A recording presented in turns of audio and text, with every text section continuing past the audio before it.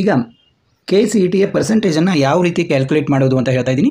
ಇದು ನಿಮಗೆ ಈಗಾಗಲೇ ಗೊತ್ತಿರ್ಬೋದು, ಗೊತ್ತಿರದವರು ನೋಡಿ.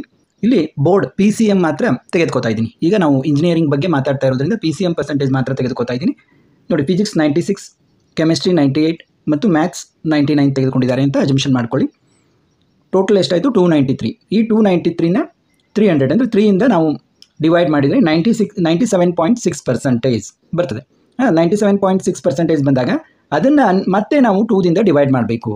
ಅದನ್ನು ಡಿವೈಡ್ ಮಾಡಿದಾಗ 48.8% ಇದು ನಾವು CETಗೆ ತೆಗೆದುಕೊಳ್ಬೇಕಾಗಿರೋದು ಬೋರ್ಡಿಂದ ನಾವು ಲೆಕ್ಕದಲ್ಲಿ. ಆಮೇಲೆ ಇಲ್ಲಿ KCET PCM ನೋಡಿ, ಅದನ್ನು ಕೂಡ 50% ತೊಗೋಬೇಕು. ನೋಡಿ, ಫಿಸಿಕ್ಸ್, ಕೆಮಿಸ್ಟ್ರಿ, ಮ್ಯಾಥ್ಸ್ ಎಲ್ಲ ಕೂಡಿ 98 ಮಾರ್ಕ್ಸ್ಗಳು ಆ ವಿದ್ಯಾರ್ಥಿಗೆ ಬಿದ್ದಿದ್ದಾವೆ ಅಂತ ತಿಳ್ಕೊಳ್ಳಿ. 98 ಮಾರ್ಕ್ಸ್ ಟೋಟಲ್. ಅದನ್ನು 180 ಮಾರ್ಕ್ಸ್ ಅಂದರೆ 1.8. ಹೇಗೆ ಅದನ್ನು PCMಲ್ಲಿ ಬೋರ್ಡ್ನಲ್ಲಿ 3ಇಂದ ನಾವು ಭಾಗ ಮಾಡಿದ್ವಿ, ಡಿವೈಡ್ ಮಾಡಿದ್ವಿ, ಇಲ್ಲಿ 180 ಇರೋದ್ರಿಂದ 1.8ಇಂದ ನೀವು ಡಿವೈಡ್ ಮಾಡಬೇಕು. ಆವಾಗ ಏನಾಗ್ತದೆ? ಈ 98ಅನ್ನು 1.8ದಿಂದ ಡಿವೈಡ್ ಮಾಡಿದಾಗ 54.4% ಬಂತು. ಈ 54.4%ನ್ನು ಮತ್ತೆ ನಾವು 2ದಿಂದ ಡಿವೈಡ್ ಮಾಡಬೇಕು. ಆವಾಗ 27.2% ಬಂತು. ಇನ್ನು ಟೋಟಲ್ ಪರ್ಸೆಂಟೇಜ್ ಹೇಗೆ ಮಾಡೋದು ನೋಡಿ, ಎಲ್ಲ ಕೂಡಿ ತೋರಿಸ್ತಾ ಇದ್ದೀನಿ ನಿಮಗೆ. ಟೋಟಲ್ ಪರ್ಸೆಂಟೇಜ್ ಏನಾಯಿತು? ಈ 48.8% ಬೋರ್ಡಿಂದು, ಆಮೇಲೆ KCET 27.2%, ಎರಡು ಕೂಡಿಸಿ ಮಾಡಿದಾಗ ಏನಾಯಿತು? Total percentage 76%. ಇದು ನಿಮ್ಮ KCETಯ ಪರ್ಸೆಂಟೇಜ್. 76% ಮಾಡಿದ್ದಾರೆ ಇಲ್ಲಿ ವಿದ್ಯಾರ್ಥಿ. ಅಂದರೆ PCMದಲ್ಲಿ 293 ಮಾರ್ಕ್ಸ್ ಇದೆ ಮತ್ತು KCETಯಲ್ಲಿ 98 ಮಾರ್ಕ್ಸ್ ಇದೆ. ಆವಾಗ 76% ಬಂತು. ಈ ರೀತಿ ನೀವು ಕ್ಯಾಲ್ಕುಲೇಟ್ ಮಾಡಬೇಕು. ಈಗಿನ ಈ ವರ್ಷದ ಒಂದು ಪ್ರೆಡಿಕ್ಷನ್ ಪ್ರಕಾರ 76% ಬಂದರೆ ಯಾವ ರೀತಿ ವಿದ್ಯಾರ್ಥಿಗೆ ರ್ಯಾಂಕ್ ಬರ್ಬೋದು ಅನ್ನೋದನ್ನು ನೋಡಿ. ತುಂಬ ಶಾಕಿಂಗ್ ರಿಸಲ್ಟ್ ಇದೆ ಅಂತ ಅನಿಸುತ್ತೆ ಈ ವರ್ಷದ್ದು.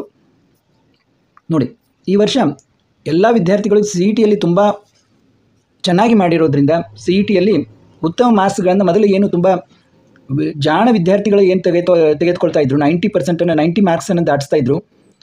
ಈ ಸಾರಿ ಎವರೇಜ್ ವಿದ್ಯಾರ್ಥಿಗಳು ಕೂಡ 100 ಮಾರ್ಕ್ಸ್ಗಿಂತ ಹೆಚ್ಚಿನ ಮಾರ್ಕ್ಸ್ಗಳನ್ನು CETಯಲ್ಲಿ ತೆಗೆದುಕೊಂಡಿದ್ದಾರೆ. ಬಹಳಷ್ಟು ವಿದ್ಯಾರ್ಥಿಗಳನ್ನು ಕೇಳಲಾಗಿ ಅದೇ ರೀತಿ ಒಪಿನಿಯನ್ ಬಂದಿದೆ. ಈಗ ಮತ್ತು ಪ್ರಶ್ನೆ ಪತ್ರಿಕೆ ಕೂಡ ಡಿಫಿಕಲ್ಟಿ ಲೆವೆಲ್ ಕಡಿಮೆನೇ ಇತ್ತು.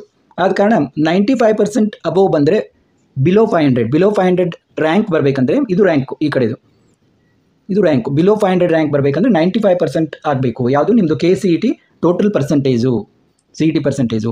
ಇನ್ನು 90 to 95 ನೋಡಿ, 90 to 95 ಅಂದರೆ 500ಇಂದ 1000. ಯಾವ ರೀತಿ ನೀವು ತಿಳ್ಕೊಬೇಕಾದ್ರೆ 95% ಆದರೆ 500 ರ್ಯಾಂಕಿಂಗು. ಹೇಗೆ ಪರ್ಸೆಂಟೇಜ್ ಕಡಿಮೆ ಆಗ್ತದೆ, ರ್ಯಾಂಕಿಂಗ್ ನಿಮ್ಮದು ದೂರ ಹೋಗ್ತದೆ. 90% ರ್ಯಾಂಕ್ ಆದರೆ 1000 ರ್ಯಾಂಕಿಂಗು. ಗೊತ್ತಾಯಿತು ಅಂದ್ಕೊತೀನಿ. 95% ಆದರೆ 500 ರ್ಯಾಂಕಿಂಗು, 90% ಆದರೆ 1000. ಅಂದರೆ ಇನ್ ಬಿಟ್ವೀನ್ 90% to 95 ಅಂದರೆ 500ಇಂದ 1000 ರ್ಯಾಂಕಿಂಗು. ಇನ್ನು ಇಲ್ಲಿ 85%ಇಂದ 90%ವರೆಗೆ ಅಂತಂದರೆ 1000ಇಂದ 5000. ಯಾರ್ದು 90% ಬಂದರೆ ಅವ್ರದ್ದು 1000, ಯಾರ್ದು 85% ನಿಯರ್ ಇರ್ತದಲ್ಲ ಅವ್ರದ್ದು ಅರೌಂಡ್ 5000. ಅಂದರೆ ಇನ್ ಬಿಟ್ವೀನ್ ಬರ್ತದೆ. ಇನ್ನು 85 to 80%, 5000 to 10,000. ನೋಡಿ, ನೀವು 80% ಮಾಡಿದರೂ ಕೂಡ ನಿಮ್ಮ ರ್ಯಾಂಕ್ ಅರೌಂಡ್ 10,000 ಬರ್ತದೆ.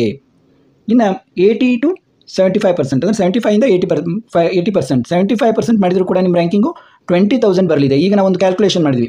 ಇದರ ಪ್ರಕಾರ ಅವ್ರದ್ದು ಏನು ಬರ್ಬೋದು? ಒಂದು 19,000 ಅವರ ರ್ಯಾಂಕಿಂಗು ಬರ್ಬೋದು. ಎಷ್ಟಿದ್ರೆ 76% ಇದ್ದರೂ ಕೂಡ 19,000 ರ್ಯಾಂಕಿಂಗು ಬರ್ಬೋದು. ಇನ್ನು 70 to 75,000 ನೋಡು, ನಾನು ಈಗ ಬರ್ತಾ ಸ್ವಲ್ಪ ಡೇಂಜರ್ ಝೋನ್ ಅನ್ನೋದ್ರಿಂದ ಸ್ವಲ್ಪ ರೆಡ್ ಮಾಡ್ತಾ ಹೋಗಿದ್ದೀನಿ.